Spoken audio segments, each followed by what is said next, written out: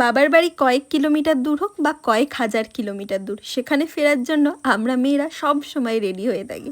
তাই বৃষ্টি মাথায় নিয়েই বেরিয়ে পড়েছিলাম কেরালা থেকে কলকাতার উদ্দেশ্যে। রাস্তাতেই ব্রেকফাস্ট করতে হতো, তাই দাঁড়িয়েছিলাম। তো ও আর পাপা দুজনেই প্রথমেই সাম্বার আর বাড়া নিয়েছিল। সাম্বার বাড়া আমার আজকাল খুব একটা ভালো লাগে না, তো আমি নর্মাল ধোসাই নিয়েছিলাম, নর্মাল নেই রোস্ট।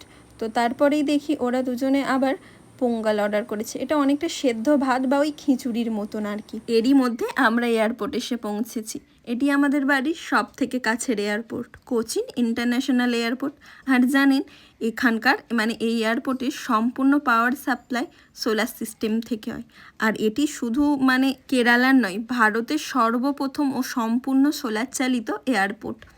তো পাপা আমাদের এয়ারপোর্টে ছেড়ে দিয়ে গেল। পাপাকে বাই বলে আমরা ভেতরের দিকে দেখছেন বৃষ্টি এখনও হয়ে চলেছে, বৃষ্টি থামার কোনো নামই নিচ্ছে না। এই কারণে আমাদের ফ্লাইটও বেশ কিছুক্ষণ লেট ছিল। অন্যবার ফ্লাইটে যাওয়ার সময় সাদা সাদা মেঘ দেখা গেলেও এইবারে এখন বৃষ্টির জন্য মেঘটা পুরো কালো হয়ে আকাশ কালো হয়েছিল।